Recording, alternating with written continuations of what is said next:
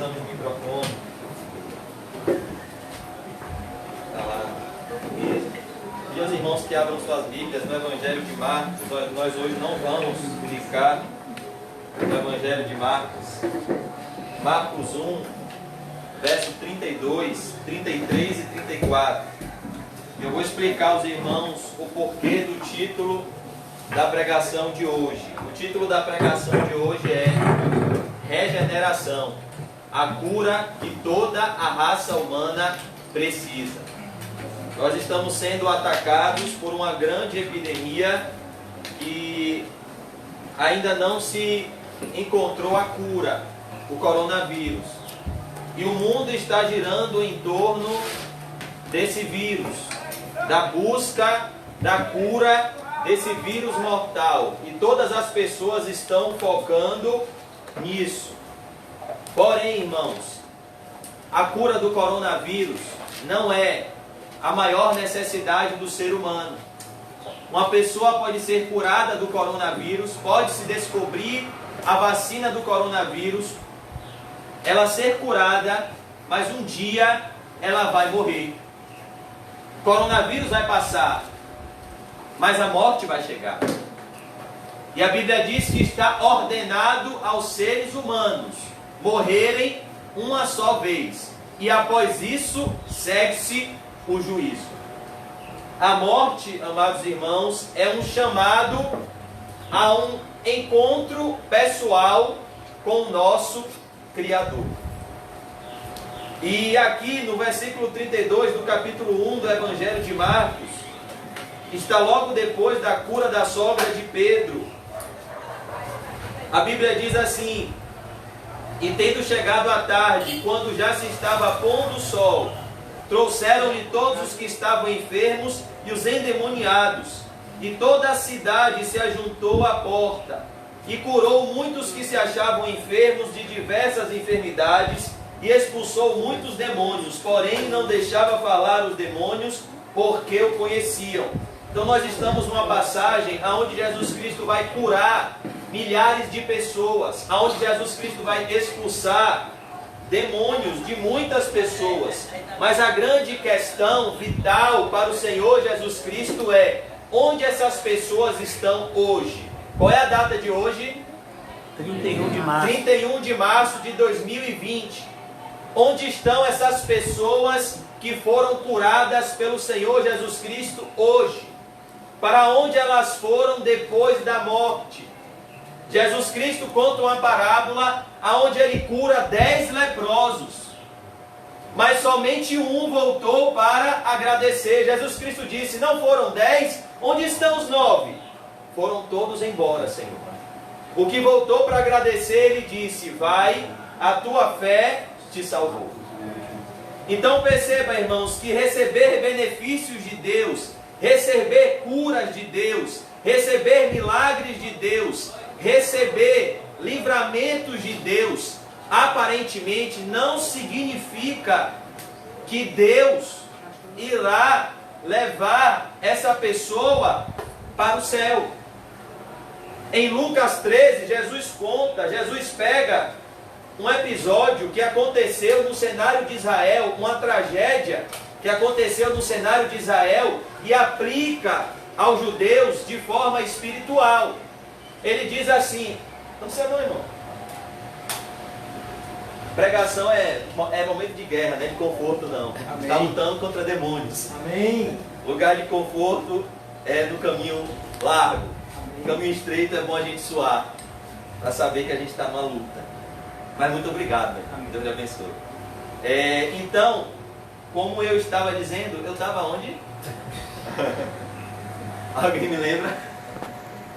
Como eu estava falando, meus irmãos, uma pessoa, ela pode ser curada por Jesus. Amém. E não receber a principal cura, que é a regeneração, o perdão dos seus pecados. Então aqui nós vemos uma realidade. Jesus Cristo, ele curou muitas pessoas, ele expulsou muitos demônios, mas a questão é: para onde foram esses demônios? Eles saíram para nunca mais voltar porque o Espírito Santo habitou, ou aconteceu o cumprimento da profecia da parábola que Jesus Cristo disse sobre a estratégia de Satanás, que o espírito imundo, ele sai de uma casa e ele passeia por lugares áridos. Mas quando ele está passeando por lugares áridos, ele olha para aquela casa e ele vê aquela casa varrida e ornamentada, aquela casa toda arrumada, mas vazia. E o que o espírito imundo faz?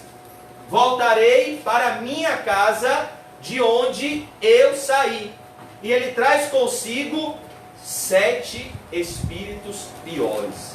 Jesus conclui dizendo: e o terror dessa pessoa, os últimos atos deste ser humano, se torna pior do que antes dele ter conhecido a Cristo. Então nós estamos vendo aqui no Evangelho de Marcos a realidade da cura. Jesus Cristo cura, até hoje ele cura. Nós não somos cessacionistas, porque a Bíblia não nos dá amparo para isso.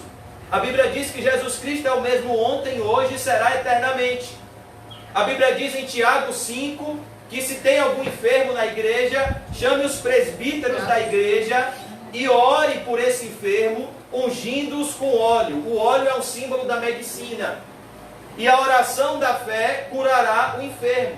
Ou seja, o que Tiago está dizendo não é pecado, se tem alguém doente na igreja, nós apresentarmos esta enfermidade física em oração.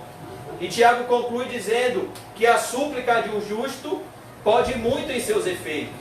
Mas a grande questão, irmãos, é que a cura física, ela é temporal. Ela vai passar. Mas a cura que todos nós de fato precisamos é a cura espiritual. É a cura dos nossos pecados. Essa é a principal enfermidade do ser humano, os seus pecados. E eu queria convidar os irmãos a abrirem suas Bíblias numa passagem que Jesus Cristo vai fazer justamente isso. Ele vai chamar essa multidão que ele curou, milhões de pessoas que ele curou, que ele expulsou o demônio, e ele vai fazer uma antessala do juízo enquanto elas estão vivas, para que porventura haja oportunidade de arrependimento. Então Jesus faz, ele sendo Deus, faz uma espécie de antecipação do juízo e começa a increpar, assim diz a Bíblia, lançar em rosto tudo aquilo que ele fez de bom para aquelas pessoas e a ausência de frutos dignos de arrependimento na vida delas. Vamos abrir em Mateus 11, 20. Mateus 11, 20 diz assim a epígrafe do meu texto: as 3 cidades impenitentes.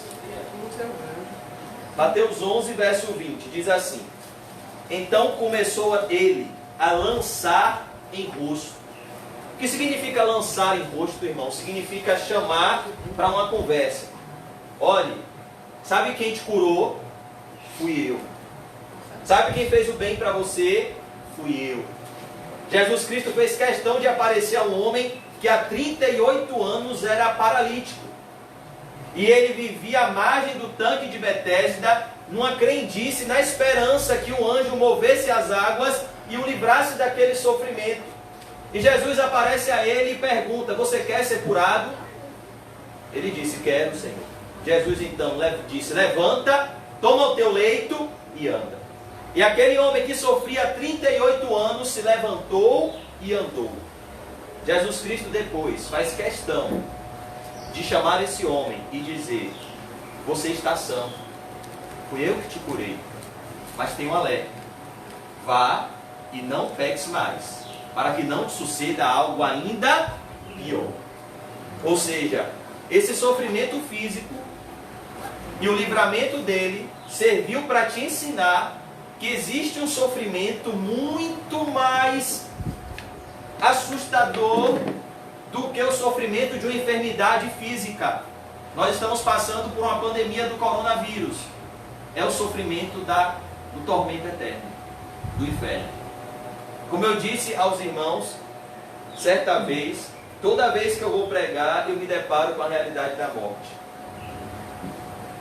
Talvez seja Deus me chamando para um alerta. eu pregar cada sermão como se fosse o último. Um senhor que eu e o irmão Quinho evangelizamos diversas vezes e que rejeitou o evangelho. Na última vez, essa foi a vez que a gente sacudiu a poeira dos pés. Eu digo isso com muita dor no coração, porque toda vez que a gente vai evangelizar, a gente cria expectativas que essa pessoa se renda a Cristo. E quando o irmão Quinho, nós estávamos pregando para ele sobre o arrependimento, ele começou a chamar, a apertar na buzina para as pessoas levarem a gente embora. E ele morreu hoje.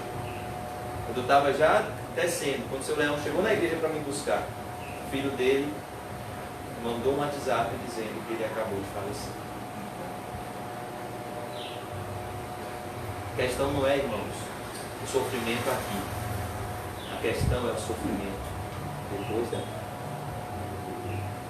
E Jesus Cristo em Mateus 11:20 diz assim: onde se operou a maior parte de seus prodígios, o não se haverem arrependido, dizendo, verso 21, ai de ti, Corazim, ai de ti, Betsaida, porque se em Tiro e em Sidom fossem feitos os prodígios que em vós se fizeram, há muito que se teriam arrependido com um pano de saco e com cinza. Por isso eu vos digo que haverá menor rigor para Tiro e Sidom no dia do juízo do que para vocês. Verso 23, Mateus 11:23. E tu, Cafarnaum, que te ergues até os céus. Ou seja, Cafarnaum, irmãos, era uma cidade onde Jesus fez seus maiores milagres. Eles deveriam estar pensando, o mestre vive aqui no nosso meio. Então nós somos privilegiados por Deus, porque nós moramos no quartel-general do ministério de Cristo. Se Ele escolheu estar perto de nós, é porque nós somos salvos. Aí olha o que Jesus vai dizer: será batida até os infernos, porque se em Sodoma tivessem sido feitos os prodígios que em ti se operaram, teria ela permanecido até hoje. Porém, eu vos digo que haverá menor rigor para os de Sodoma no dia do juízo do que para ti.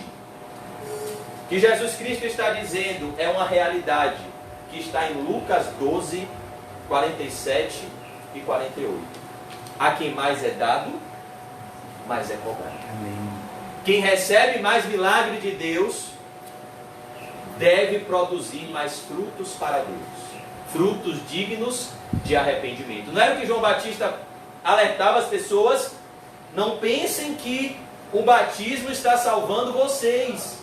Vão e produzam frutos dignos de arrependimento. Mostrem com suas ações que vocês mudaram. Não é o que Jesus Cristo disse quando Ele disse que Ele nos escolheu para que venhamos a dar frutos que permanecem por toda a eternidade? Então, o que Jesus Cristo vem buscar em mim e em você? Frutos. Ele vem buscar fruto, o fruto do Espírito. Ele vem buscar esse fruto. E aqui ele diz, haverá menor rigor para os de Sodoma no dia do juízo do que para ti. Isso aqui é muito sério, irmãos. Eu vou dizer uma coisa para todos vocês aqui nessa noite. Vocês estão numa igreja bíblica pela graça de Deus. E eu também.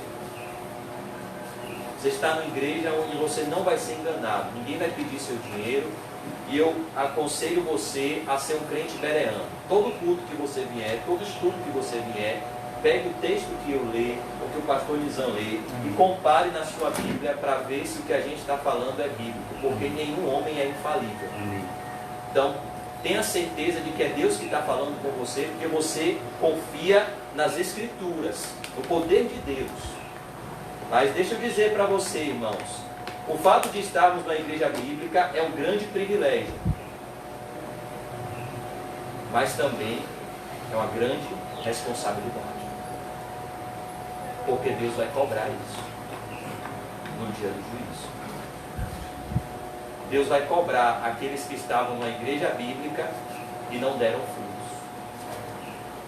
Então, uma igreja bíblica é um lugar perigoso. Porque o Deus Santo que matou Nadab e Abiú, que matou Ananias e Safira, Ele está aqui. É um lugar maravilhoso, porque você tem verdadeiros amigos. Hoje é um aniversário de uma verdadeira irmã em Cristo, um casal abençoado. É um lugar maravilhoso, mas ao mesmo tempo é um lugar tenebroso. Porque Deus é santo. Santo, santo, santo. E aqueles que estão sugando nutrientes do solo de uma igreja bíblica, sem produzir os respectivos frutos, não o pastor Nizam, mas o dono da igreja, que não é do pastor Nizam, como já acusaram, é de Cristo. O dono da igreja vai chegar e vai dizer: há tanto tempo venham procurar fruto nesta figueira e não acham. Eu vou cortar essa figueira. Se não der, o Senhor corta. Então, fruto do Espírito Santo. Vamos abrir em João 3. É o texto que nós vamos trabalhar hoje. João 3. É o texto que nós vamos trabalhar hoje. E é o texto que fala sobre a cura necessária para toda a raça humana. Quem está com coronavírus precisa de quê, irmão? Regeneração. Amém. Quem não está com coronavírus precisa de quê? Regeneração. Quem está saudável ou quem não está saudável precisa de quê? Regeneração. O homem nasce em pecado, vive em pecado, e a não ser que ele nasça do alto, ele morrerá em seus pecados. Essa é a vital necessidade do ser humano: nascer de novo, receber uma nova natureza, uma nova mente, um novo coração. E nós vamos abrir em João 3:1, aonde Jesus Cristo vai falar com essas palavras a Nicodemos. Evangelho de João, capítulo 3, versículo 1. Só para que os irmãos saibam qual é o enredo, o que é que está antes dessa passagem. O tema que Jesus está tratando aqui é a falsa fé. Jesus Cristo já estava sendo odiado pelos fariseus porque ele purifica o templo do comércio.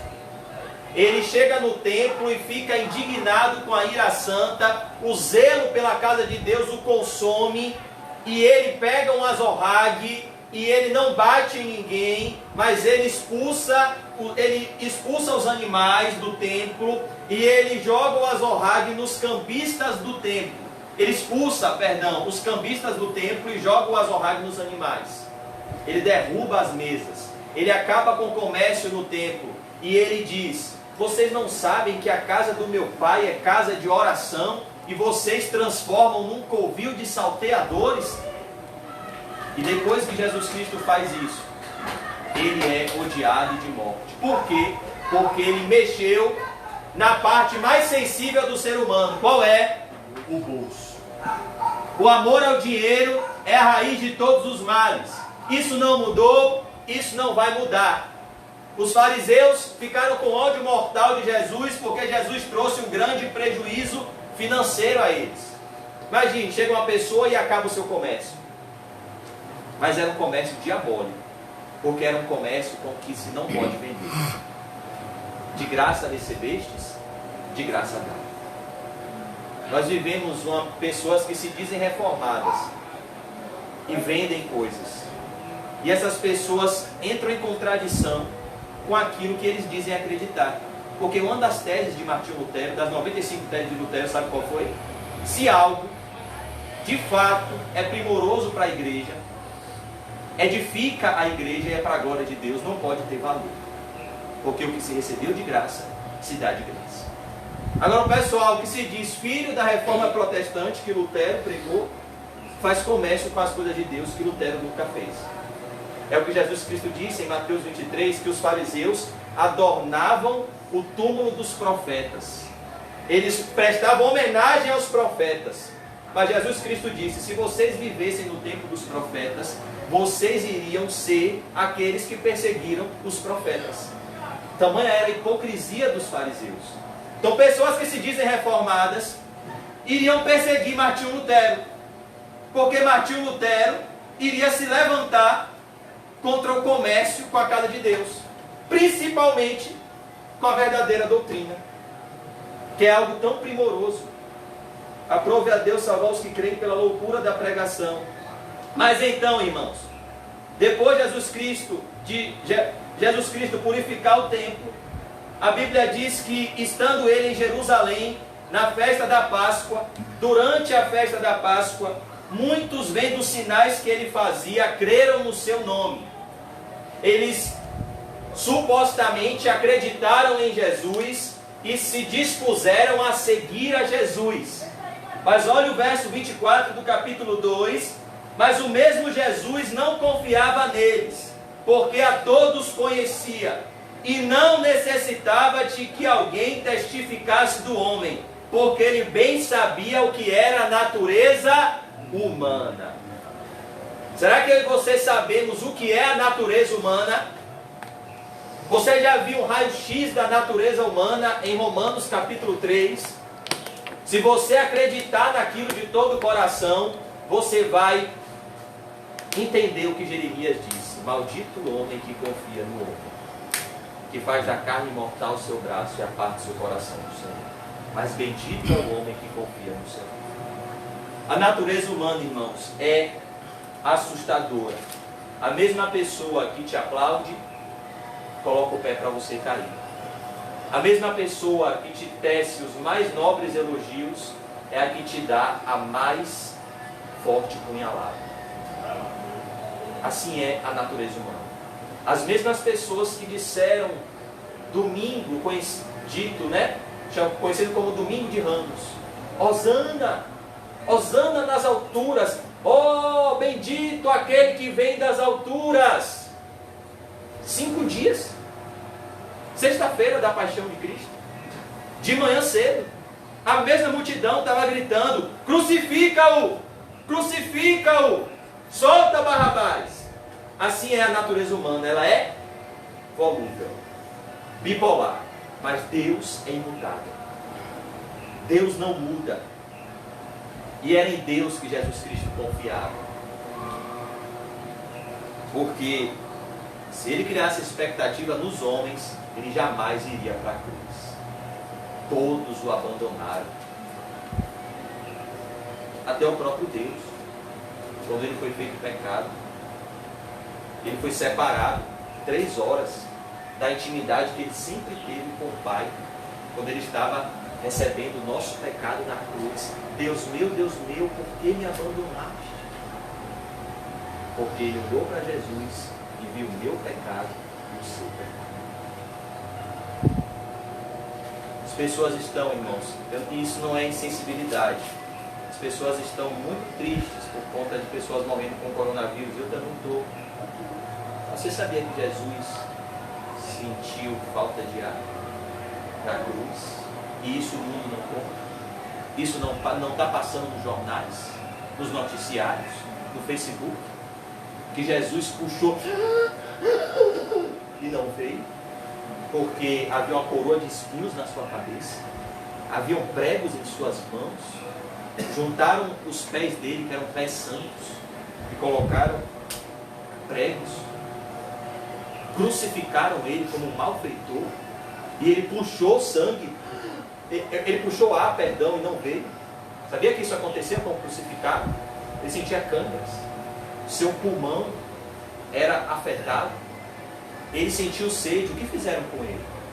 Deram-lhe vinagre.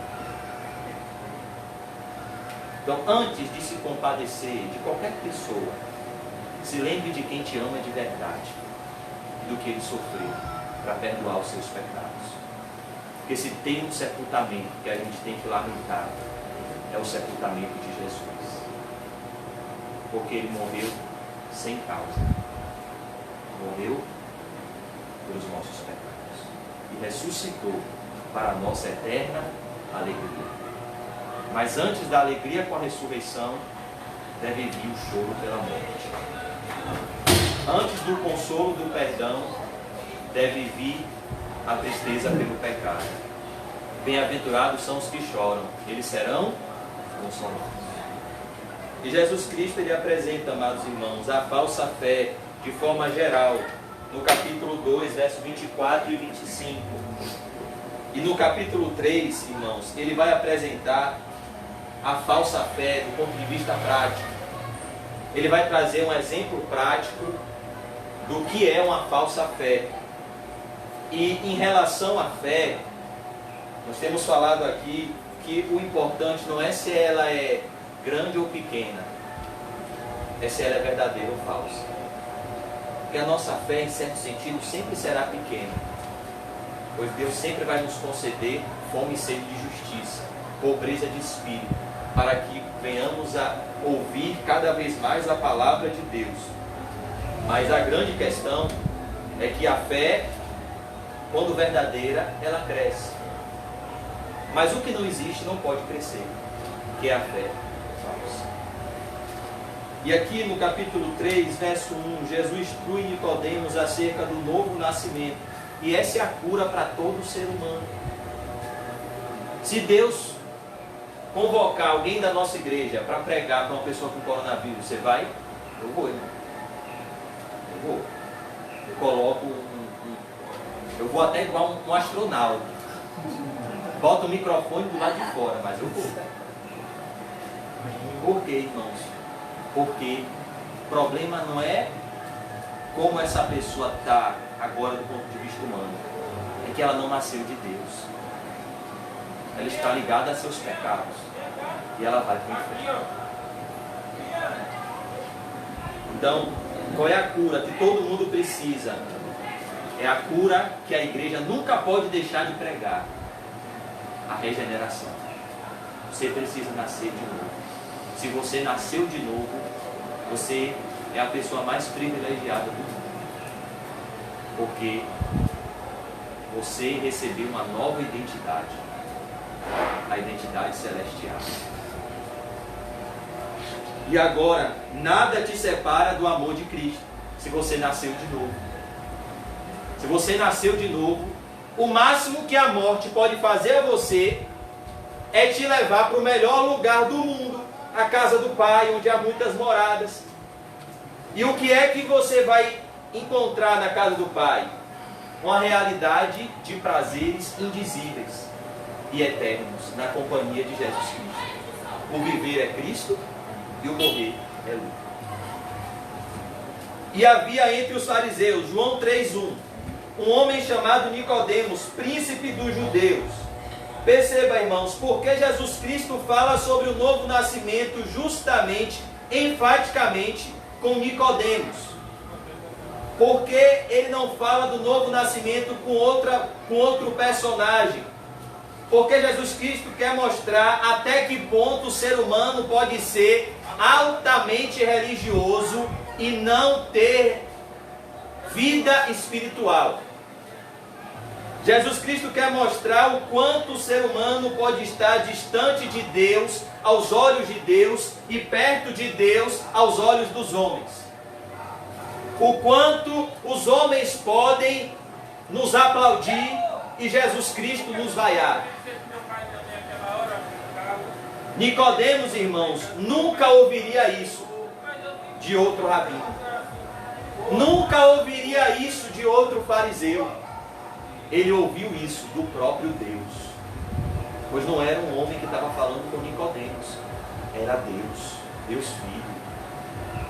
E havia entre os fariseus um homem chamado Nicodemos. O nome Nicodemos, irmãos, traz muita alusão à figura que ele representava em Israel. Nicodemos significa vencedor entre o povo, homem de proeminência entre o povo. Ele tinha grande proeminência entre o povo de Deus, mas ele não tinha ainda um relacionamento com o próprio Deus. Ele tinha informações sobre Jesus Cristo, mas ele não tinha um relacionamento com Jesus Cristo. Vou dar só um exemplo. Todos nós aqui, das crianças aos adultos, temos informações sobre Jair Messias Bolsonaro, presidente da República.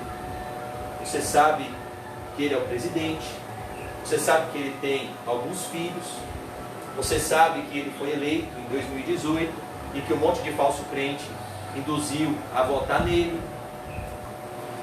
Você sabe, você tem informações sobre Jair Messias Bolsonaro. Mas quem aqui se relaciona com ele? Você pode ligar para ele e conversar com ele? Você pode receber uma ordem dele direta, conversar com ele? Não. Mas você tem informações sobre ele. A maioria das pessoas na igreja, elas são assim. Elas têm informações sobre Jesus, mas não são íntimas de Jesus. Foi por isso que Jesus Cristo disse o que o irmão Paulinho disse aqui no louvor: nem todo aquele que me diz Senhor, Senhor, entrará no reino dos céus. Porque não basta ter informações ao meu respeito, você precisa ser um comigo, ouvir a minha voz, seguir os meus passos, sentir a minha presença. Era o que Nicodemos não tinha.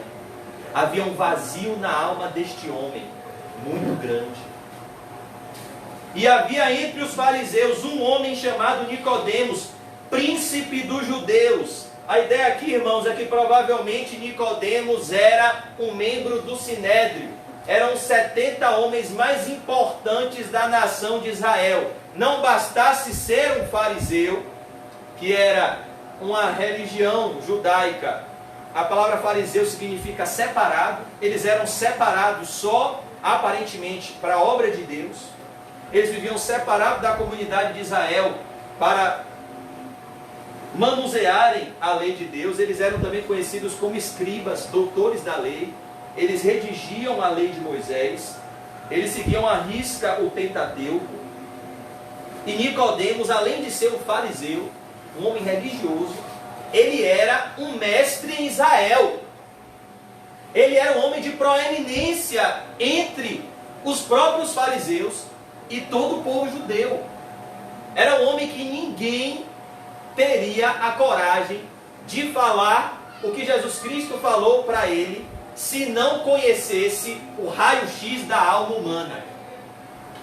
1 Samuel 16:7, a Bíblia diz que o homem vê a aparência, a cor dos olhos, a cor da pele, a cor do cabelo, a roupa, mas Deus vê o coração.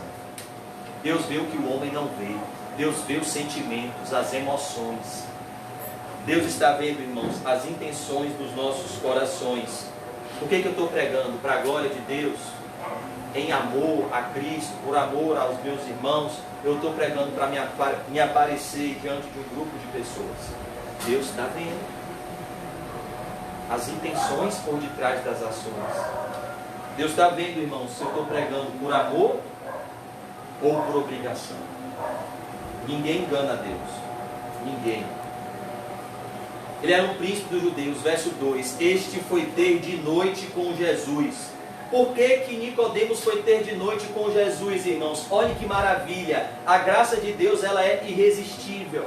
Ninguém pode vir a mim se o Pai que está no céu não o trouxer. O que levou esse homem a ter um encontro com Jesus? Todos vocês sabem que é muito difícil para o nosso ego aprender algo com alguém que é mais novo que a gente. É muito difícil para o nosso ego. Tanto que o apóstolo Paulo chega a dizer: Timóteo, sabendo disso, que as pessoas iriam desprezar o fato dele ser jovem, o apóstolo Paulo chega a dizer: ninguém despreze a tua mocidade. Porque é muito difícil uma pessoa dar crédito ao que um jovem está falando. E Nicodemos era um senhor de idade, e Jesus Cristo tinha provavelmente 30 anos.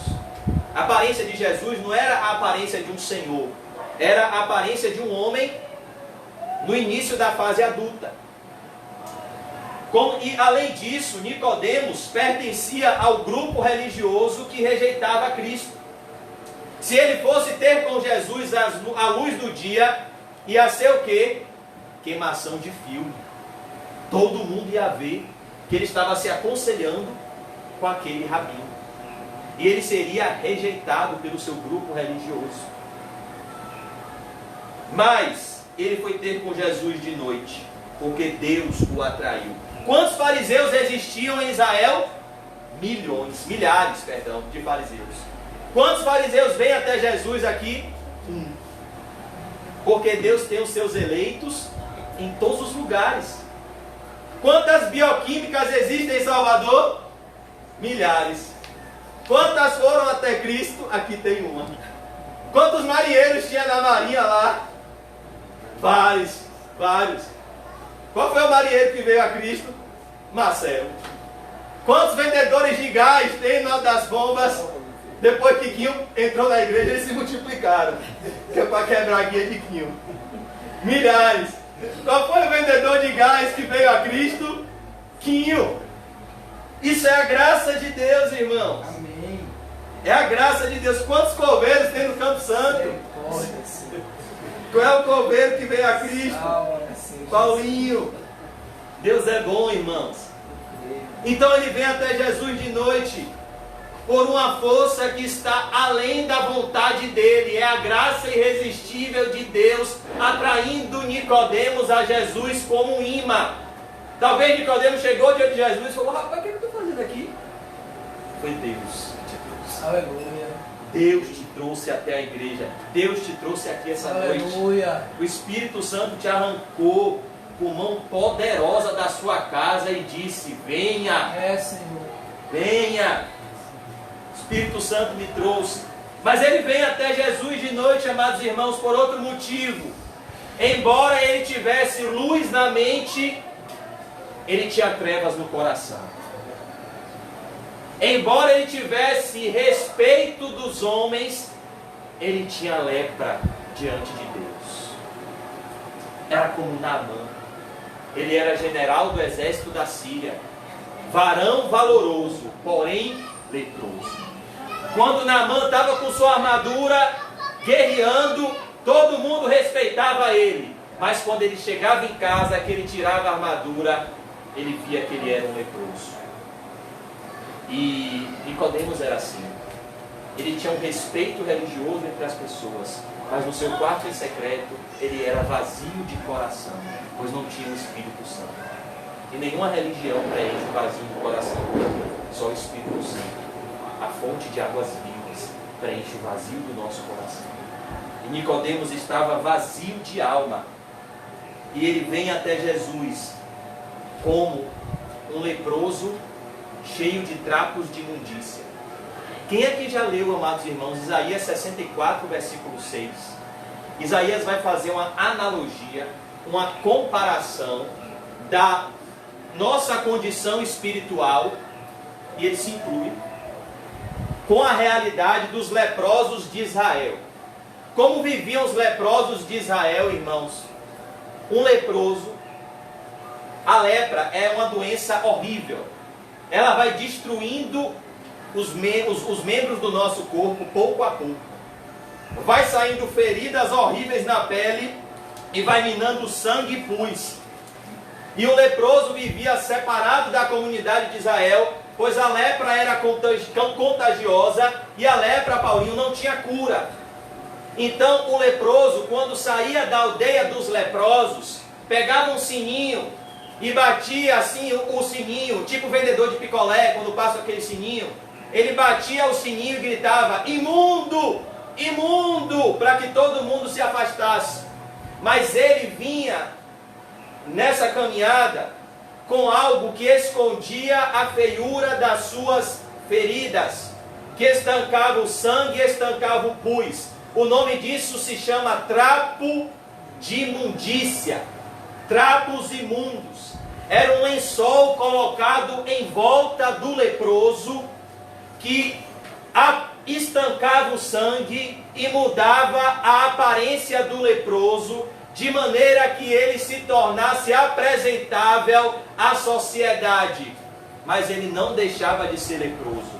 Quando aquele lenço se encharcava de sangue, se encharcava de pus, ele era tirado, jogado fora e colocava-se outro, até estancar. Tirava, jogava fora e colocava-se outro. Isso é o trapo imundo. E a pessoa nunca deixava de ser leproso. Aí o profeta Isaías vem e diz: todos nós somos como o imundo.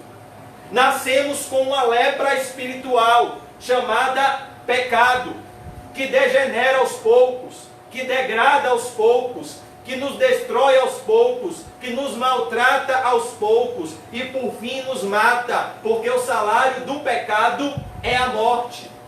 E o que essa doença faz? Destrói a nossa vida, como a lepra. Isaías diz: todos nós somos como o imundo. Nascemos com essa doença.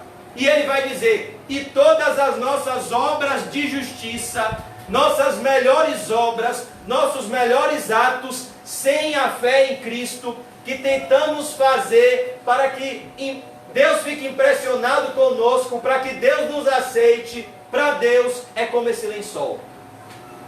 Muda a nossa aparência, mas não muda o nosso coração. Então, por mais que você tente fazer obras de justiça, como irmã Dulce, por exemplo, por mais que você tente se entregar a uma religião, ao altruísmo, a fazer obras de caridade como Nivaldo Franco, Allan Kardec, Chico Xavier, o seu interior nunca vai mudar sem o toque de Jesus Cristo, sem a comunhão com Cristo e sem a fé em Cristo. Vai mudar a sua aparência, vai te deixar mais apresentável aos homens como eram os fariseus, mas no seu interior não vai ter transformação. E o Espírito Santo nos muda de dentro para fora, de cima para baixo. Ele faz tudo novo. Ele tira o trapo e ele nos cura da lepra, que é o pecado, nos dando uma nova vida em Cristo Jesus. E Nicodemos vem até Jesus leproso no seu íntimo, por isso ele vem até Jesus de noite, escondido. Havia um vazio no seu coração, mas ele estava com a falsa sensação de alívio por conta dos seus trapos imundos, da sua religiosidade, das suas obras de caridade, do seu dízimo do endro, da hortelã e do cominho, do seu jejum 2 vezes por semana, da sua ida ao templo, do seu estudo pela lei de Moisés. Isso estava enchendo ele de religiosidade, de trapos imundos, mas ele ainda estava morto em delitos e pecados. Não foi a mensagem de Jesus ao anjo da igreja de Sardes: tu tem nomes que vives, Nicodemos, mas estás morto, não tem vida. Esse é Nicodemos. Rabi, bem sabemos que és mestre. Não basta saber que Jesus é mestre, não basta ter informações, é necessário vir a Ele como o próprio Deus, como o próprio Senhor e Salvador, vindo de Deus. Mas olha porque ele cria que Jesus vinha da parte de Deus, porque ninguém pode fazer estes sinais que tu fazes se Deus não for com ele. Esse é o coração da falsa fé. Ela está interessada em sinais exteriores, quando a verdadeira fé está interessada em Cristo como o pão vivo que desceu do céu, e somente Cristo. Então aqui ele diz: ninguém pode fazer esses sinais que tu fazes se Deus não for com ele. Em 1 Coríntios 1, o apóstolo Paulo diz isso aqui. Nicodemos era judeu, e Paulo diz: olhe, os judeus pedem sinais, os gregos buscam sabedoria humana, mas nós pregamos Jesus Cristo e este crucificado, escândalo para os judeus. Como é que o Rei da Glória, como é que o Messias vai morrer como um criminoso, como um delinquente, ao lado de 2 ladrões? E loucura para os gregos. Espera aí, como é que na mesma natureza, na mesma pessoa, coexistem 2 naturezas ao mesmo tempo? Como é que aquele homem, aquele carpinteiro que morreu na cruz, era 100% Deus e 100% homem? Me explique isso, porque eu só consigo entender de forma racional. Eu amo a sabedoria humana. Então, para os gregos era loucura. Mas para os que creem, Cristo é a sabedoria do próprio Deus e o poder de Deus. Porque quando um pecador se encontra com Cristo crucificado, irmãos, com o coração arrependido, quebrado e contrito, acontece o milagre mais maravilhoso da história da humanidade: perdão a reconciliação com Deus. Por isso Paulo disse: eu não decidi saber nada entre vocês. Eu não quero saber nada entre vocês. Não venha debater Bíblia. Não venha. Eu quero me assentar aos pés do Calvário e contemplar Cristo. Não venha em teologia para debater, para contender. Eu não quero contender. Você tem a sua visão, vá para lá com a sua visão. Eu quero me assentar como Maria aos pés do meu Senhor e contemplar Jesus sendo morto por todos os meus pecados, porque Ele me amou, e isso me basta. Estou suficiente com Cristo e em pregar somente Cristo e este crucificado, o escândalo da cruz. A mensagem da cruz é loucura para os que se perdem, mas para os que são salvos é o poder de Deus. Se você pregar a mensagem da cruz e todo mundo te achar louco, mas um eleito for salvo, já valeu a pena. Essa é a melhor mensagem do mundo. Cristo crucificado no lugar do pecador. É isso que as pessoas precisam ouvir. Cristo este crucificado. Esses sinais que tu fazes, se Deus não for com ele, irmãos, quem é que vai fazer grandes sinais e prodígios até a volta de Jesus? Os falsos profetas. Mateus 24. Os falsos profetas fariam tão grandes sinais e prodígios que, se possível for, enganariam os próprios eleitos. Mas por que os eleitos não podem ser enganados? Por conta do Espírito Santo. Que é o Espírito da verdade, que dá o quê? Um detector de heresia. Ó, isso aí não é bíblico não. Isso aí não. Porque tem uma pessoa morando dentro do eleito, dizendo a ele, ó, isso aí não é de Deus não, viu, irmão? Cuidado, essa doutrina aí é complicada. Tome muito cuidado. O Espírito Santo não deixa. Verso 3. Perceba, irmãos, como Jesus Cristo é maravilhoso. Nicodemos vem até Jesus como um mestre encontrando-se com outro mestre. Então, qual é uma prática comum entre os mestres? A prática da bajulação. Nós vemos isso em muitas igrejas. Então, vamos supor que eu sou pastor de uma igreja e o pastor Nizam seja o pastor de outra igreja. Aí eu bajulo o pastor Nizam, eu chamo o pastor Nizam para pregar na minha igreja, para que o pastor Nizam me chame para pregar na igreja dele, e a gente faça essa troca de bajulações. E Nicodemos, ele chega bajulando Jesus. Rabi, você que és mestre, vindo da parte de Deus, ninguém pode fazer esses sinais que tu fazes se Deus não for com ele. Quem dá um elogio, espera o quê? Outro elogio. Oh, meu irmão, Jesus não é assim. Por isso que, se Jesus fosse o pastor da nossa igreja, de forma física, provavelmente a gente sairia dela. Porque Jesus, meu irmão, era um pouco duro. Jesus não recebe a bajulação. Eu não aceito glória dos homens. Eu busco a glória de Deus. E o que Jesus Cristo faz? Provérbios 27, 4. Fiéis são as feridas feitas pelo que ama, mas os beijos do inimigo são enganosos. Jesus podia dizer, obrigado, Nicodemos. Glória a Deus que você é um fariseu. Glória a Deus, e aí vamos fazer aí uma coligação. Eu vou pregar lá na sinagoga que você ensina hoje. E aí pode fazer a propaganda lá que eu vou pregar lá. Jesus, não estou buscando elogio de homens. Eu busco fazer a vontade do Pai que está nos céus. Uma fome eu tenho, fazer a vontade do Pai que está nos céus. E qual é a vontade do Pai que está nos céus? Jesus disse a Pilatos, para isto vi ao mundo, para dar testemunho da verdade. Jesus Cristo, irmãos, age aqui como um médico, como um cirurgião. Quando o cirurgião abre uma ferida no paciente, é porque ele está com raiva do paciente? Não. Uma pessoa que está com um tumor maligno e o cirurgião pega o bisturi, faz uma ferida e arranca o tumor, ele está fazendo mal ao paciente ou está fazendo bem? Está fazendo bem. E o que Jesus Cristo faz aqui, irmãos, é uma ferida com o bisturi do Espírito Santo em Nicodemos, para que fosse arrancado o tumor maligno da religiosidade morta. para que fosse tirado a hipocrisia do seu coração.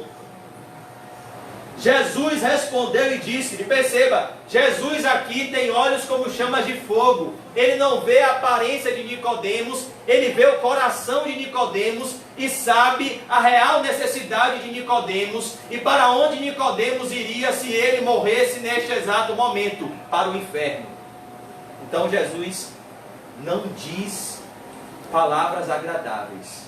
Ele diz, versículo 3, Jesus respondeu e disse-lhe, na verdade, irmãos, no contexto hebraico, quando se usa a repetição, é porque quer se dar ênfase. No contexto hebraico não existe aumentativo nem diminutivo. Então, quando o profeta Isaías, por exemplo, foi escrever a santidade de Deus diante da visão do trono, para dar ênfase à santidade, ele usa o termo repetitivo. Santo, santo, santo é o Senhor dos exércitos e toda a terra está cheia da sua glória. Por que ele não disse Deus é santão? Porque não existe aumentativo nem diminutivo no hebraico. Então quando se usa a repetição é porque você quer dar ênfase, é porque você está dizendo preste atenção. Jesus quer dizer isso aqui é muito importante. É como ele usa a repetição no alerta a Pedro. Simão, Simão. Ele não diz apenas Simão, ele diz Simão, Simão. Teve uma reunião no céu hoje, Simão. Satanás, no mundo espiritual, pediu sua alma para peneirar como um trigo, Simão. Mas eu roguei por você, Simão, para que a tua fé não desfaleça. Quando tu te converteres, quando você nascer de novo e receber o Espírito Santo, ajude os seus irmãos. O que Jesus está fazendo aqui é um chamado de atenção. Eu estou pregando com a Bíblia aqui de um irmão amado do CAC, e eu amo Bíblia assim. Quando Jesus fala, está escrito em vermelho. Para chamar a atenção, aqui é Deus que está falando. Não é um pregador que está falando, é Jesus. É o pregador dos pregadores, o Rei dos reis. João 3,3. Na verdade te digo que aquele que não nascer de novo não pode ver o reino de Deus. O que Jesus está dizendo é: Nicodemos, eu digo a você, eu não aceito sua bajulação, eu estou preocupado com sua salvação, eu não estou preocupado com seu prazer temporal, eu estou preocupado aonde você vai estar, Nicodemos, daqui a 100 anos. Onde é que você vai estar, Nicodemos, quando você morrer? E aqui Jesus Cristo diz que, na verdade te digo que aquele que não nascer de novo, a expressão é nascer do alto, aquele que não nascer de cima, não nascer de Deus, não pode ver o reino de Deus. Por que está todo mundo, irmão, só preocupado com o coronavírus? Porque quase ninguém nasceu de novo. Não está vendo o reino de Deus. Por que está todo mundo só preocupado com o que Bolsonaro fala, com o que Trump fala, com o que os governantes falam? Porque ninguém viu o reino de Deus. E o governante do céu, você já procurou saber o que é que ele está pensando do coronavírus? Você já procurou saber o que é que o Rei dos Reis está pensando do coronavírus? Você já procurou saber o que é que ele quer que você faça diante do coronavírus? Você já viu o reino de Deus? Jesus é o Rei do reino. Não pode ver o reino de Deus. Quem não nascer de novo não pode ver o reino de Deus. Mas a expressão novo no grego, eu não estou falando isso para me aparecer, mas para que você saiba como João usa, como Jesus falou a Nicodemos, é algo sobrenatural. Por exemplo, eu posso dizer aqui, essa semana eu comprei uma caneta nova, mas todo mundo sabe o que é uma caneta. A expressão novo aqui, que João descreve no grego, é algo novo que nunca foi visto antes. É essa experiência de regeneração. Se alguém, pois, está em Cristo, nova criatura é. Não é uma melhor criatura. Usava droga, deixei de usar. Me prostituía, deixei de me prostituir. Mudei moralmente. Não, é algo novo, é uma nova criatura. As coisas velhas se passaram. Foi feito tudo novo. Não é um velho José reformado. É um novo José. Por isso que às vezes Jesus mudava até o nome. Simão, Agora seu nome é Pedro, significa Cefas, segue-me. É tudo novo com Jesus. Não é um vinho novo em odre velho, não. Ele quebra o outro e faz o odre novo para derramar o vinho novo. É uma regeneração sobrenatural. É como o coronavírus. O coronavírus é o quê? É um vírus novo que nunca foi visto antes. Ninguém sabia o que era coronavírus. O coronavírus é algo inédito. A regeneração é algo inédito. Saulo de Tarso no caminho de Damasco foi algo inédito. Tudo se fez novo. O perseguidor se tornou perseguido. O ofensor se tornou ofendido.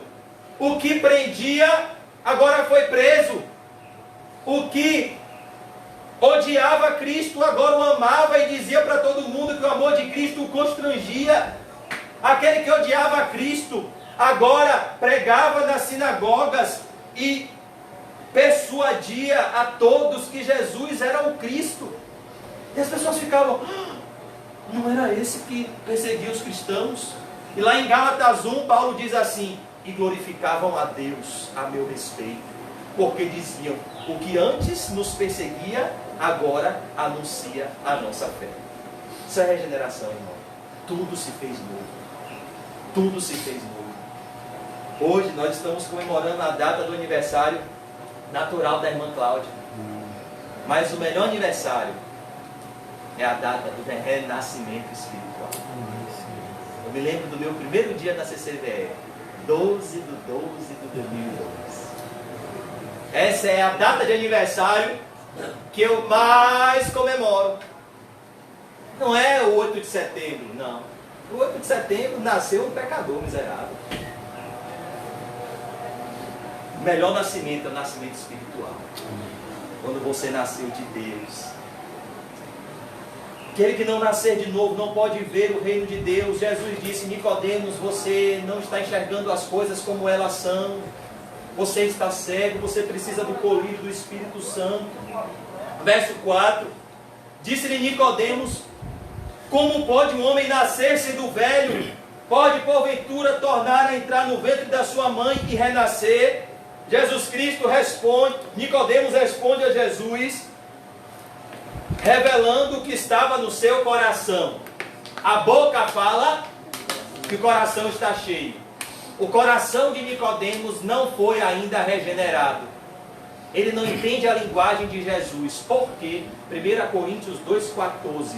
Ora, o homem natural, Nicodemos era um homem natural, não entende as coisas de Deus, porque parece loucura.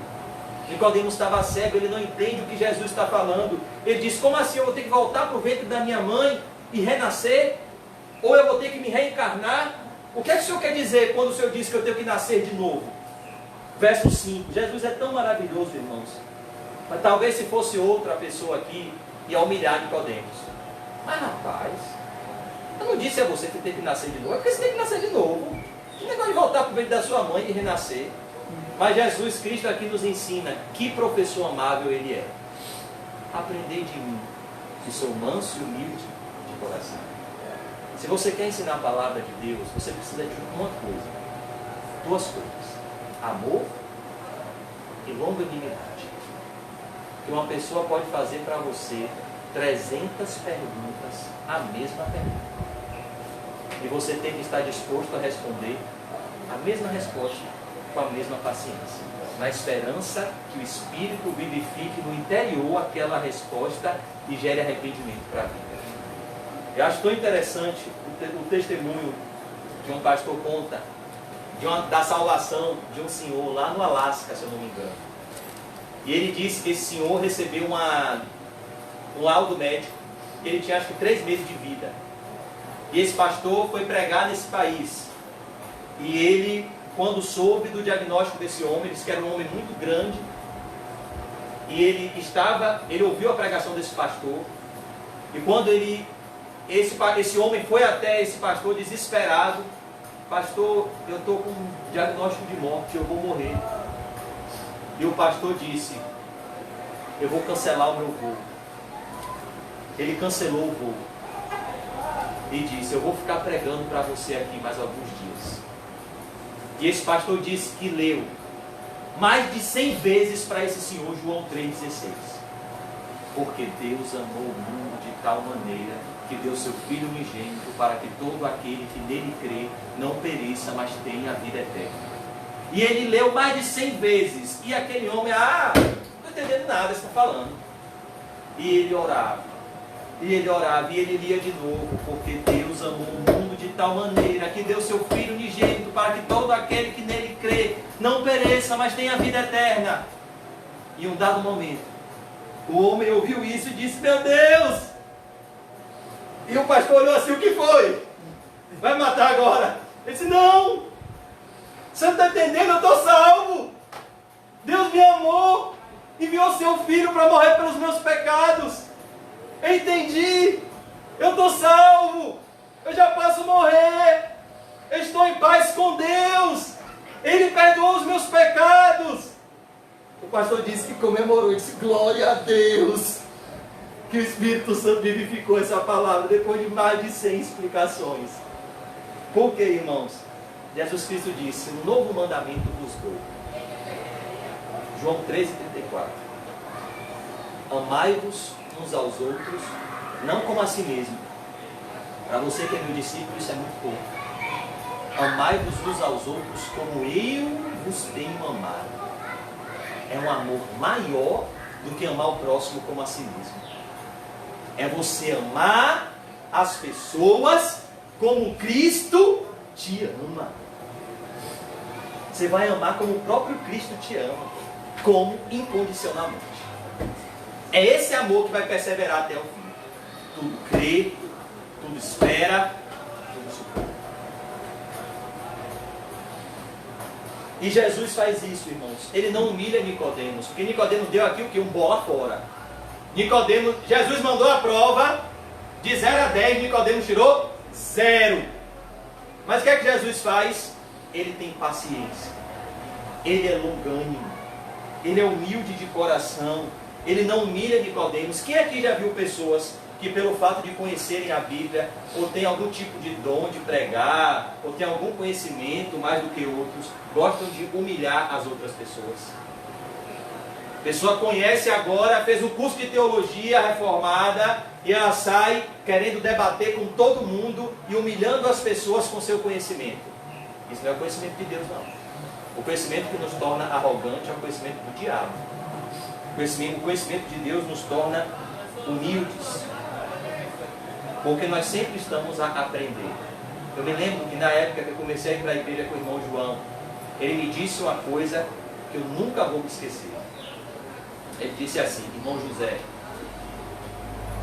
se uma pessoa pregar 50 mil vezes em João 3,16, essa palavra sempre vai ser viva e eficaz. Se uma pessoa pregar, a Bíblia é tão rica que se você pegar um texto da Bíblia e pregar sobre ele 50 mil vezes, vai ter virtude do Espírito Santo na última vez que você pregar. Então, irmãos, ninguém conhece a Bíblia na totalidade. No conhecimento de Deus, sempre somos crianças. Sempre estamos a aprender. Um dos homens que mais conheceram a Deus da história da igreja foi um homem chamado Charles Haddon Spurgeon, que as escolas teológicas estudam nele. E ele nunca pisou numa faculdade de teologia. E sabe o que Spurgeon disse? Que impulsionava ele a estudar mais que todo mundo. Ele disse assim: a convicção da ignorância é a porta de entrada no templo da sabedoria. O reconhecimento que eu não sei é a mola para buscar saber. Mas aquele que pensa que sabe, ele nunca busca saber. Porque ele já está cheio de si.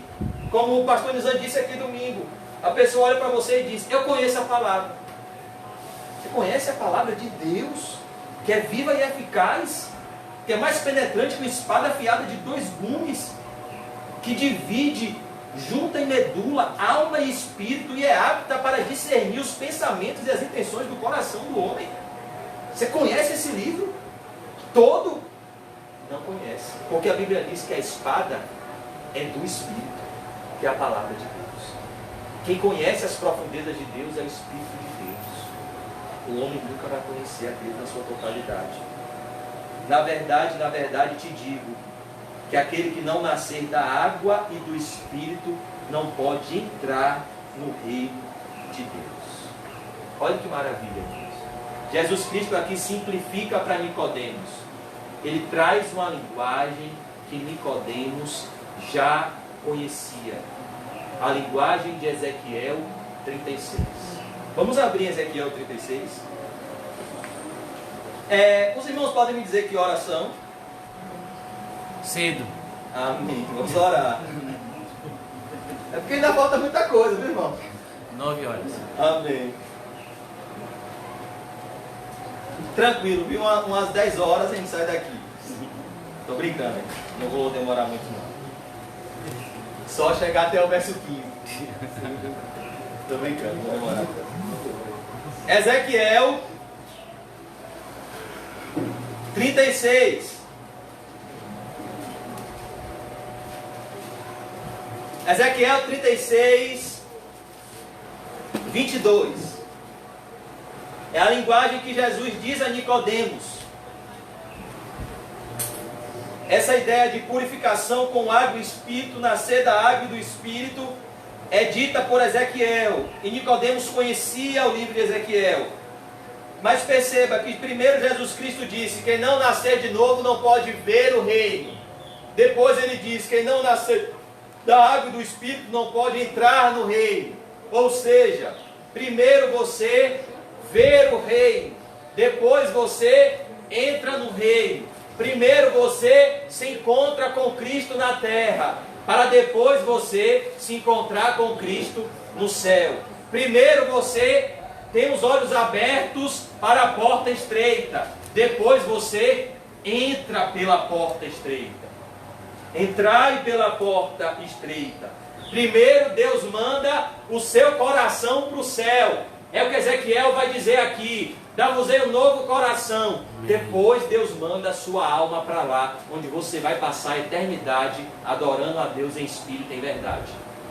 Mas primeiro, seu coração vai para o céu. E você passa a viver a vida do céu na terra, amando o que Deus ama e odiando o que Deus odeia. Esse é o novo coração, esse é o novo nascimento.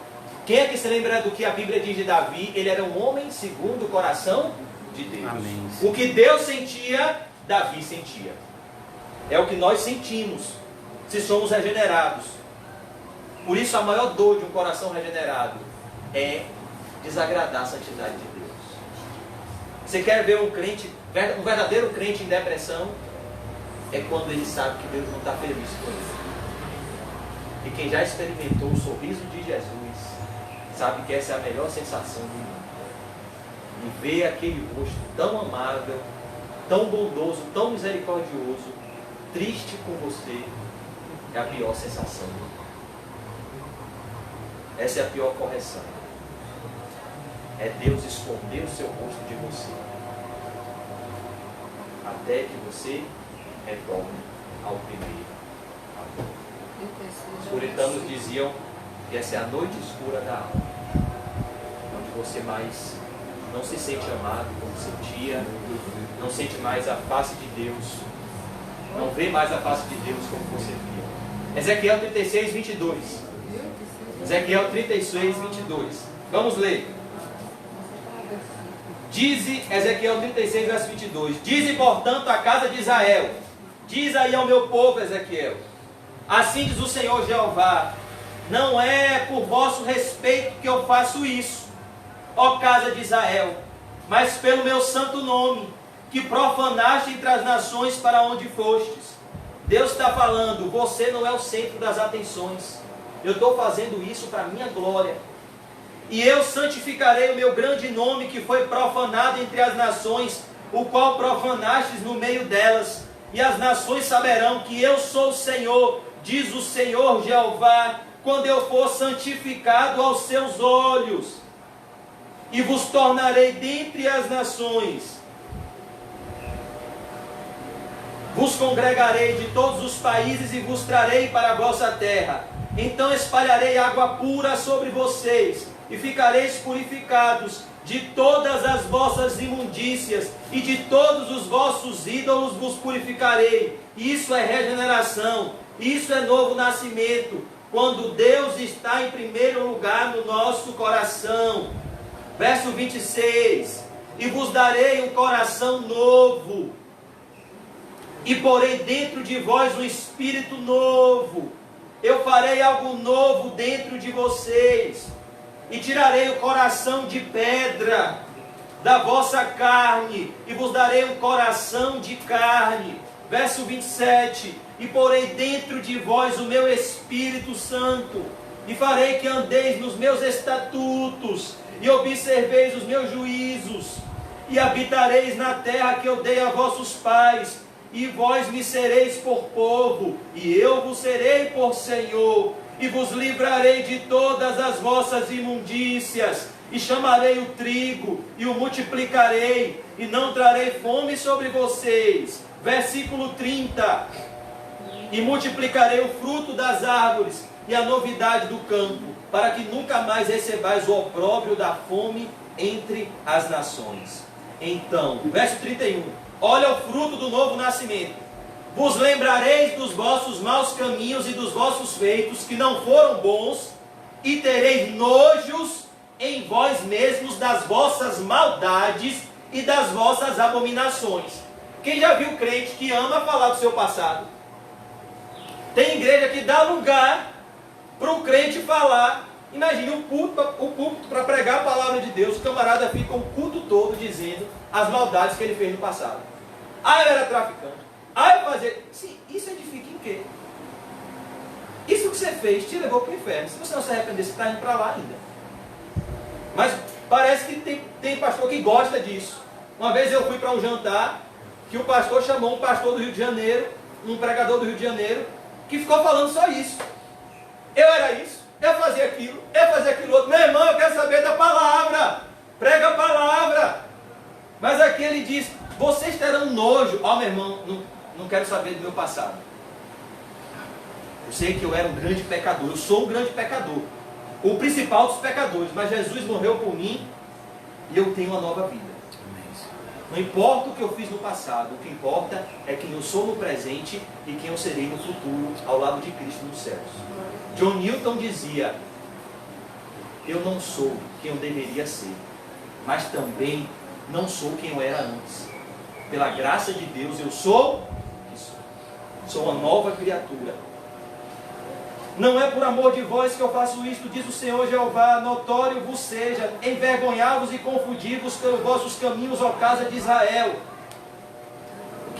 Só até aqui, irmãos, o que Ezequiel está dizendo é, quando eu regenero um pecador, eu gero nesse pecador arrependimento de pecados. Sem arrependimento não há remissão de pecados. Eu gero nele nojo dele mesmo. Ele vai se olhar no espelho e falar, ah, eu vi um demônio. Quem é? Meu rosto. E ele vai olhar para o rosto de Jesus e vai falar, agora eu vi o céu. Amém, Jesus. Agora eu vi aquele que traz a paz para o meu coração. E quando ele olha para ele, ah, eu vi um monstro. Quem é? Sou eu. A causa de todos os males da minha vida, sou eu. Meu pior inimigo, sou eu. De que se queixa, pois, o homem? Dos seus próprios pecados. Logo, quem é o pior inimigo do homem? Satanás peca pelo homem? Ele é o tentador. Mas o pior inimigo do homem é o seu coração. Satanás é o seu adversário, mas seu coração é seu pior inimigo. Então o que Ezequiel está dizendo é, quando eu regenero você, a vaidade vai embora. O amor por si mesmo vai embora. Você tem nojo de você mesmo. Você já sentiu isso, irmão? Nojo de você mesmo. Nojo de quem você é. Isso é arrependimento. Nojo. Ai, meu Deus, ai, estou nojo de mim mesmo. E amor por Cristo. Desejo de obedecer a Cristo. Isso é novo nascimento, irmãos. Quem ama a si mesmo nunca vai seguir a Cristo. Porque todo aquele que tentar salvar a sua vida, perderá. Mas aquele que perder a sua vida por amor de Cristo e do Evangelho, achará. Quem ama a si mesmo, irmão, nunca vai seguir a Cristo. Impossível você amar a Deus e amar a você mesmo ao mesmo tempo. Porque Deus vai lhe pedir coisas que você mesmo vai odiar. E você vai pedir coisas que Deus vai odiar. A carne milita contra o Espírito milita contra a carne. A carne vai dizer, junte, Deus vai dizer, renuncie. A carne vai dizer, se vingue, Deus vai dizer, perdoe.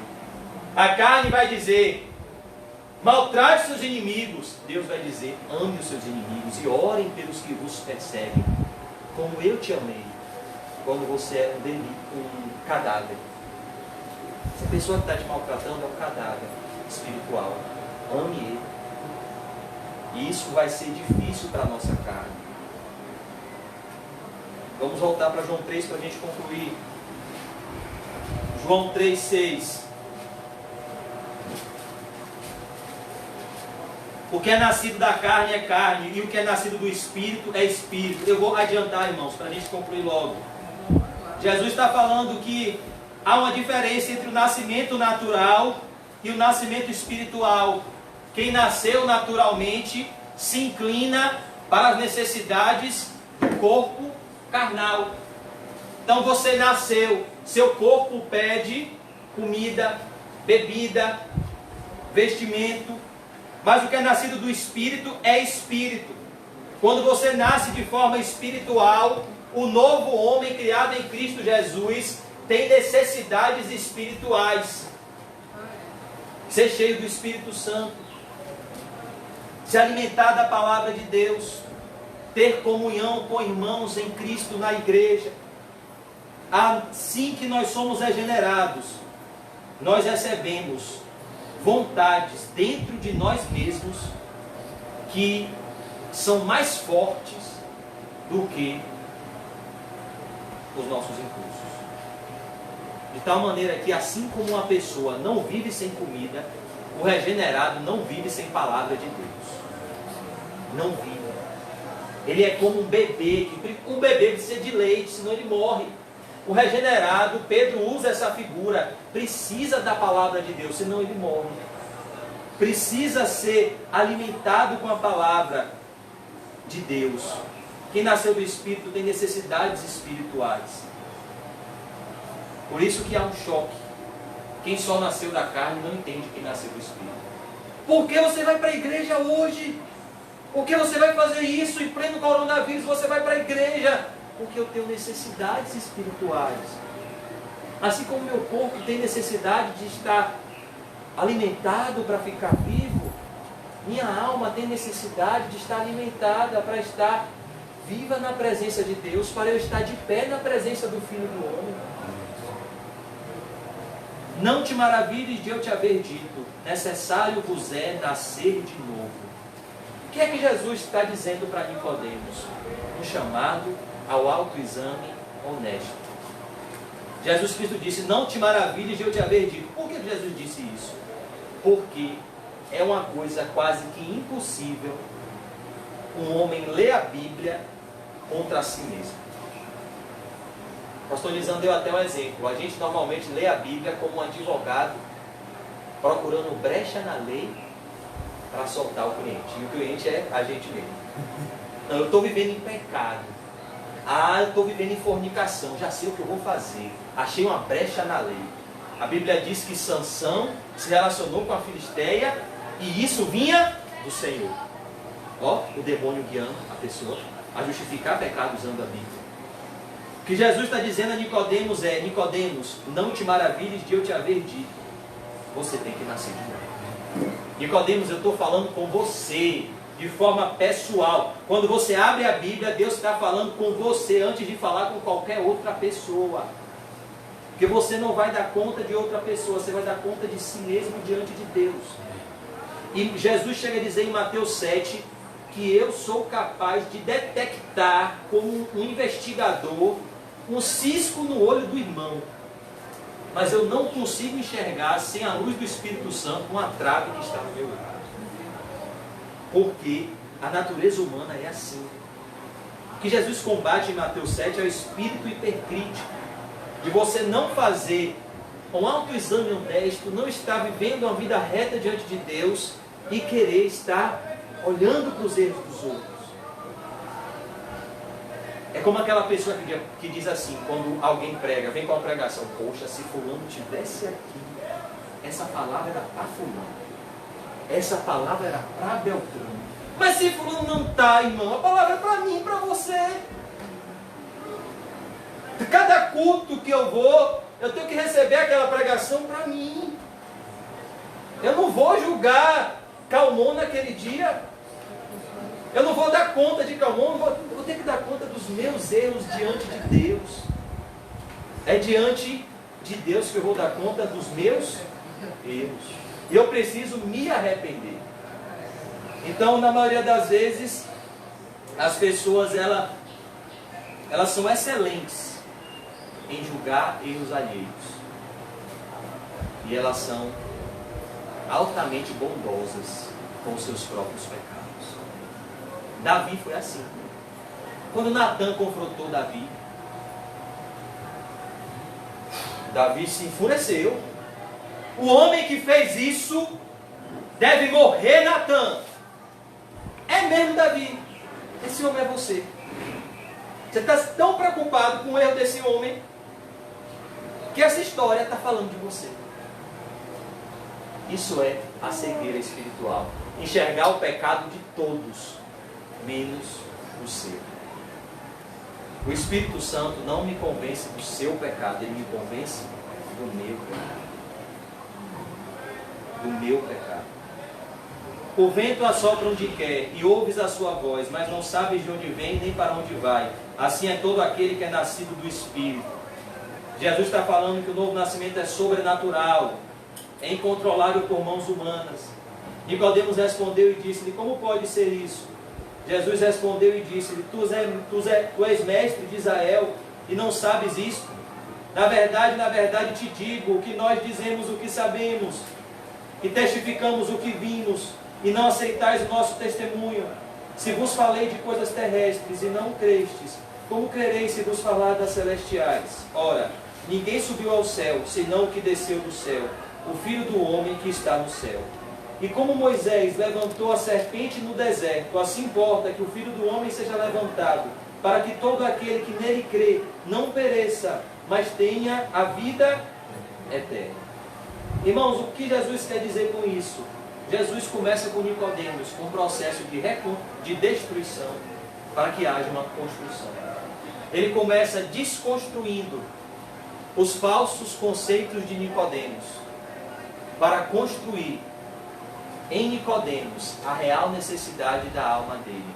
Ele precisava crer em Jesus Cristo e se arrepender dos seus pecados. Jesus Cristo traz uma história que Nicodemos já conhecia, que é o episódio de Números 21, onde Deus enviou serpentes abrasadoras que picou o povo, e o povo estava em perigo de morte. Então o povo rogou a Moisés, a semelhança do que nós estamos vendo hoje. O que é o coronavírus? É o juízo de Deus a um povo que não se arrepende. É o juízo de Deus a um povo ímpio. É um juízo de Deus a uma geração soberba e avarenta. É o juízo de Deus para os poderosos que pensam que são deuses. O coronavírus é isso, irmãos. É a trombeta de Deus na terra dizendo ao homem: arrependa-se e creia em Jesus Cristo. E a serpente de bronze no deserto foi isso. Foi um sofrimento enviado pelo próprio Deus para que o povo parasse de murmurar contra Deus. Então o povo rogou a Deus, rogou a Moisés: Moisés, roga a Deus por nós. E Moisés, iluminado por Deus, recebe uma instrução: Moisés, coloque uma haste, coloque um pedaço de madeira no deserto e ponha uma serpente de bronze. O povo não foi picado pela serpente, ele vai ver no haste a causa do seu sofrimento, o que gerou neles a dor, a serpente de bronze. E quando o povo olhava para a serpente de bronze, ele era curado. Eles eram curados instantaneamente. A dor cessava, o veneno saía e eles sentiam a paz. Jesus Cristo disse: como esse povo foi curado do veneno da serpente abrasadora no deserto, você, Nicodemos, você, pecador, vai ser curado do veneno da serpente do Éden, o pecado, quando você olhar para o meu amor por você, morrendo na cruz, para levar no meu corpo, no madeiro, os seus pecados. E quando você olhar para mim com fé, e se arrepender e confiar em mim, o castigo que te traz a paz recairá sobre mim. E pelas minhas pisaduras, eu sararei a sua alma, perdoarei os seus pecados. E essa dor que o pecado está te fazendo sentir, vai cessar com a paz de Deus, que excede todo o entendimento.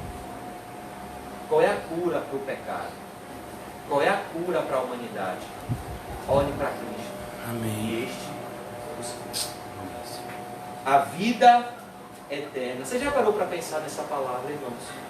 Quem crê não pereça, mas tenha a vida eterna. O que significa ter a vida eterna? O que significa perecer?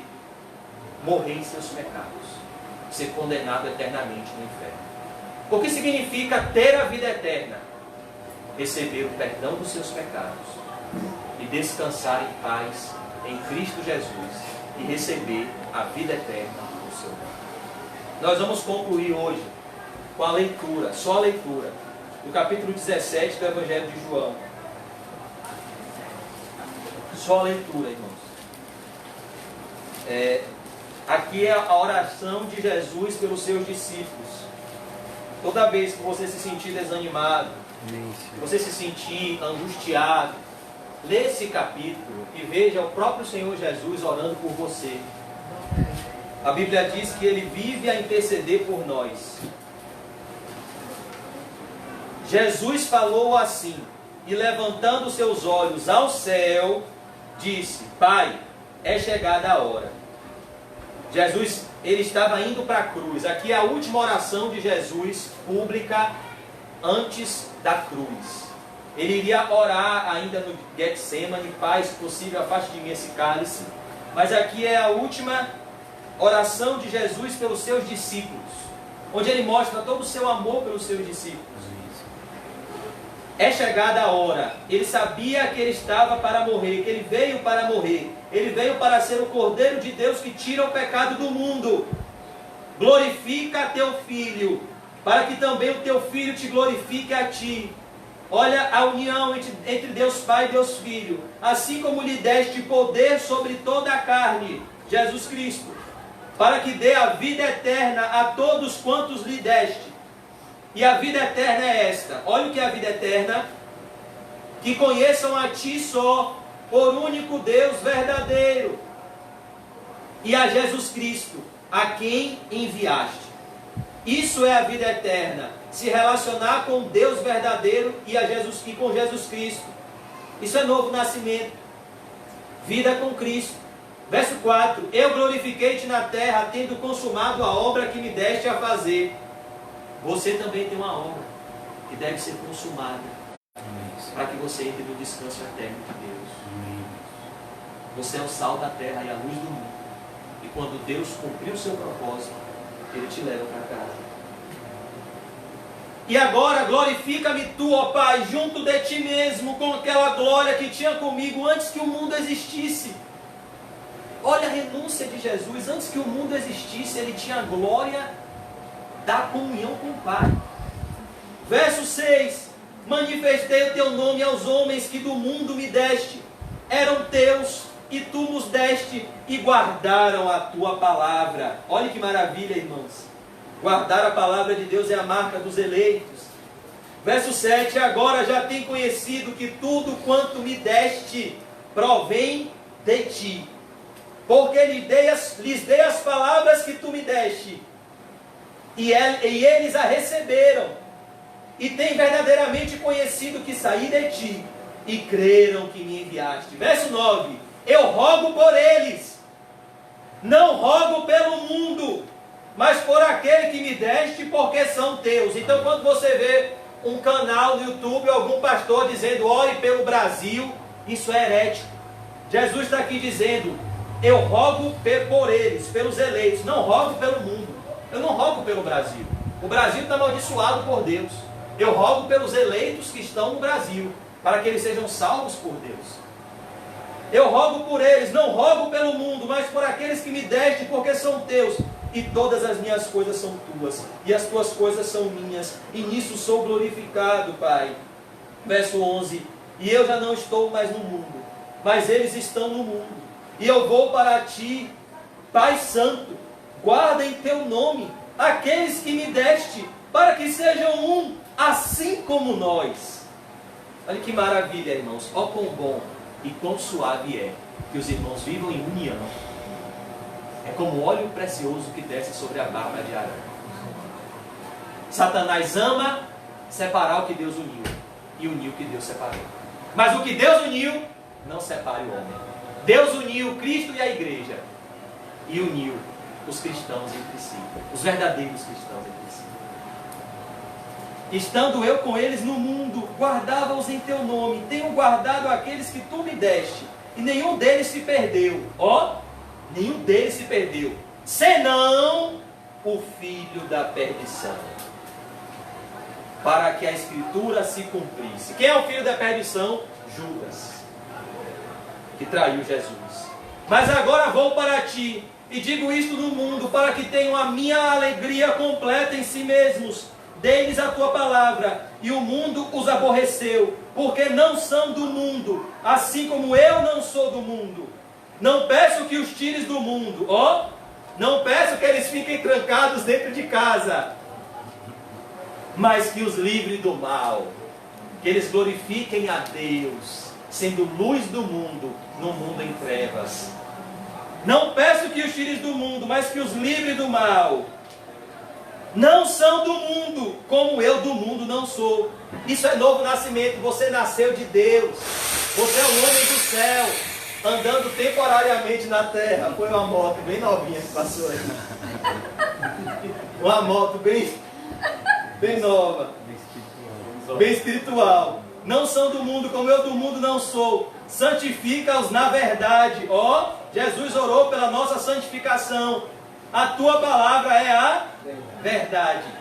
Assim como tu me enviaste ao mundo, também eu os enviei ao mundo. E por eles me santifico a mim mesmo, para que também eles sejam santificados na verdade.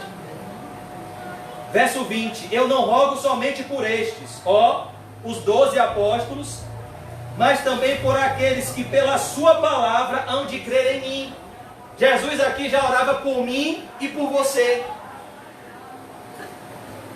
para que todos sejam um, como tu, ó Pai, o és em mim, e eu em ti, que também eles sejam um em nós, para que o mundo creia que tu me enviaste.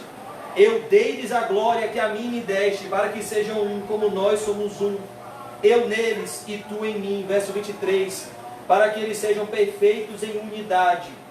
A unidade aqui, irmãos, é na verdade, é em Cristo. E para que o mundo conheça que tu me enviaste a mim, e que tens amado a eles como me tens amado a mim. Ô irmão, como é que um cristão pode ser infeliz? O mesmo amor que Deus sente por Jesus, Ele sente por você, se você é cristão.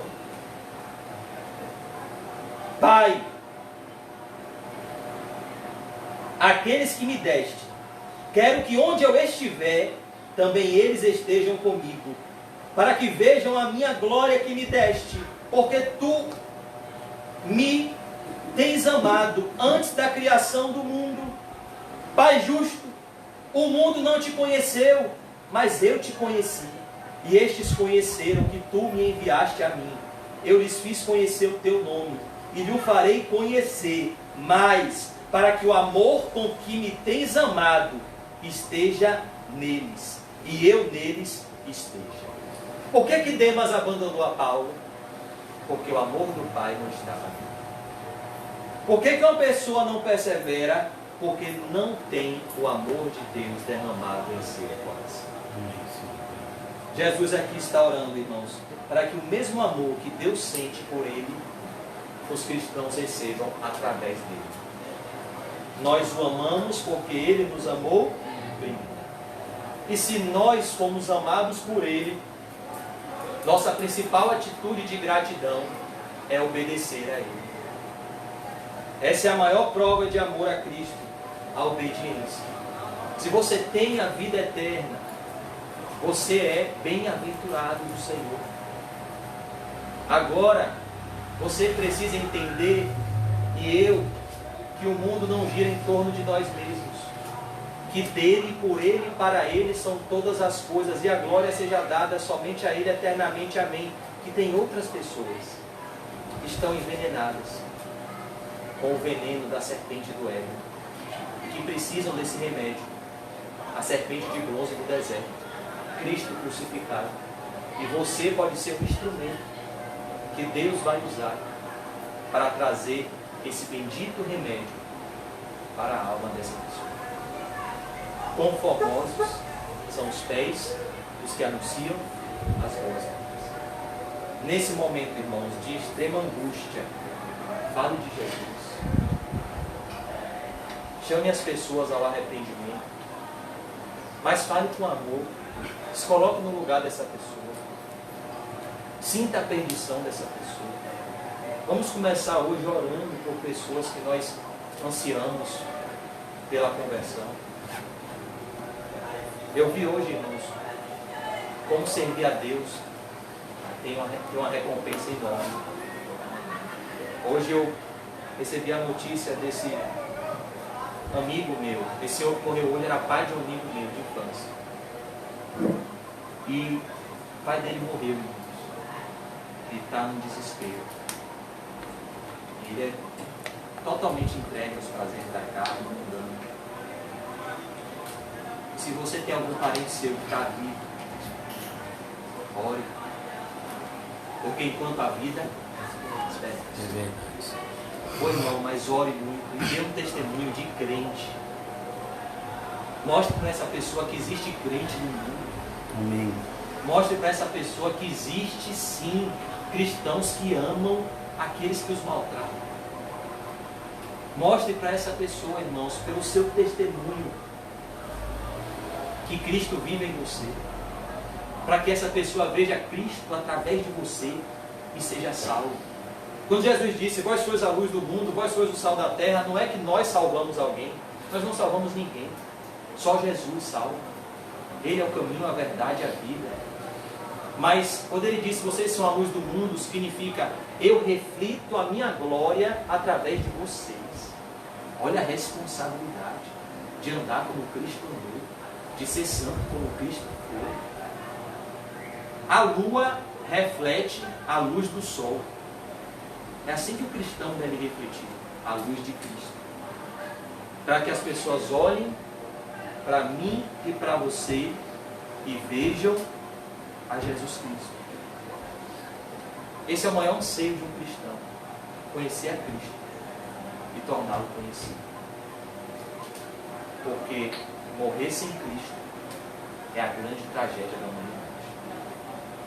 Minha preocupação, irmãos, não é o coronavírus. Por isso até que eu saí de casa, estou passando tempo na igreja. Minha preocupação é para onde as pessoas estão indo. Que testemunho ia dar na minha casa, passando meses sem congregar? Depois dizer que o viver é Cristo e morrer é lucro. Que autoridade espiritual é essa? Muitas vezes, irmãos, nós desconstruímos com nossas atitudes o que construímos com nossas palavras. Isso é assustador. E essa culpa não cai sobre nós. Isso. Que o nosso referencial seja somente Jesus Cristo, olhando firmemente para Jesus, o autor e o consumador da fé. Para que as pessoas vejam Cristo em nós, a esperança da glória. Agora é a época do povo da esperança aparecer. Eu tenho uma grande esperança. A vida não acaba com a morte. Creia no Senhor Jesus e você será salvo. Eu tenho uma grande esperança. A ressurreição. Como Ele ressuscitou, nós ressuscitaremos. Eu creio num Deus que ressuscita os mortos. Se o coronavírus me matar, e tiver gente para eu pregar, Deus me ressuscita. E se Ele não me ressuscita na terra, Ele me ressuscita ao lado de Cristo nos céus. Essa é a hora de mostrar a nossa fé. Cadê? Cadê a fé verdadeira? Ela é rara. E Nicodemos não tinha. Mas ele passou a ter. Quando ele teve um encontro com Jesus. E essa é a nossa esperança. Essa é a cura que a raça humana precisa. O encontro pessoal com Jesus Cristo. Onde você sinta o Espírito Santo falando no seu interior. Perdoados estão os seus pecados. Você sinta uma paz e tira um peso do seu coração que parece que você estava carregando uma tonelada. Depois você ande parecendo uma pena, porque Jesus Cristo perdoou os seus pecados. Vamos orar, irmãos. Ó Deus, nós te agradecemos, Senhor, porque até aqui o Senhor nos ajudou. Ó Deus, eu te peço, Senhor, nos dá um encontro com Jesus. Tira a angústia, tira o aperto do nosso coração. Ó Deus, nos faz viver para Ti, Senhor. Não da boca para fora, mas em sinceridade de coração. Nos faz amar o próximo com amor não fingido, com amor verdadeiro. Ó Deus, nós pedimos nessa noite, eu oro nessa noite pelo testemunho que nós, enquanto igreja, temos dado. O teu servo Paulo disse: toma conta de ti mesmo e da doutrina, assim salvarás a ti mesmo e aos teus ouvintes. Nesse momento, não só com palavras, mas com atitudes, possamos refletir a luz de Cristo. Ó Deus, visita os nossos familiares que não te conhecem. Nos mostre a bênção de te servir. E que quando abandonamos a tudo para te seguir, não perdemos nada, ganhamos tudo. Pois quem tem Cristo tem a vida eterna. E quem tem a vida eterna jamais morrerá, porque já passou da morte para a vida. Irá passar dessa vida para a vida eterna. Senhor Jesus Cristo, nós rogamos a Ti nessa noite, pela vida da nossa irmã Cláudia, Senhor, e também do seu marido, o irmão Marcelo. Ó Deus, nós cremos que o Senhor Jesus intercede por eles junto ao Pai, como Ele orou na oração sacerdotal.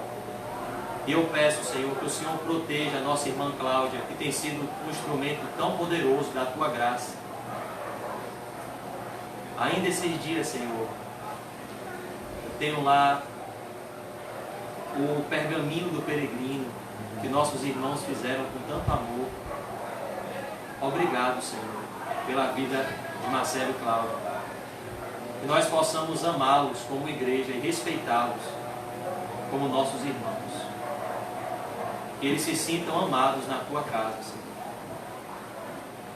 Pois essa é a casa do Pai. E na casa do Pai há muitas moradas. Concede graça à irmã Cláudia. Protege ela no trabalho, Jesus. Que ela venha glorificar o Teu nome com a confiança em Ti e somente em Ti. Em nome de Jesus, Senhor. Que ela se alegre nessa noite, não só pelo primeiro nascimento, mas que ela se alegre pelo segundo nascimento, que concedeu a vida eterna aos que creem. Em nome de Jesus, Senhor, nós te agradecemos por tudo. Amém. Te agradecemos pela vida de cada irmão e irmã que o Senhor trouxe nessa noite. E pedimos que o Teu Espírito Santo vivifique no interior de cada irmão as palavras que foram pregadas. Oramos pela irmã Gisele, pela irmã Osana, Senhor. Que o Senhor supra a falta que elas têm de não estar conosco. Oramos pelo nosso pastor Nizam, que é o nosso guia espiritual. Enche ele do Espírito Santo. Enche ele de amor, Senhor. E ajuda ele a enfrentar os inúmeros obstáculos que ele já enfrentou, está enfrentando e irá enfrentar. Só o Senhor sabe as dores e aflições do pastor Lisandro. E só o Senhor pode renovar as forças deles. Nos ajude a orar mais pelo pastor Lisandro, Senhor. Pois se temos um guia espiritual, isso é graça. Porque o Senhor regenerou o pastor Lisandro. Nós agradecemos a Ti por isso. E te pedimos, nos ajude a darmos um bom testemunho nesse momento. Nos ajude, Senhor, a caminhar contigo com menor, em humildade, em mansidão, mas em ousadia no Espírito Santo. Cientes de que aprove a Deus salvar os que creem pela loucura da pregação. Nos esvazia de nós mesmos, como disse João Batista, que ele cresça e eu diminua. Em nome de Jesus. Amém. Graças a Deus. Amém. Amém, irmãos. Saúde pelo nome do Espírito Santo. Não esqueça de dar o parabéns à irmã Cláudia. Amém. Graças E agradecer a Deus por tão grande salvação. Amém. Graças a Deus.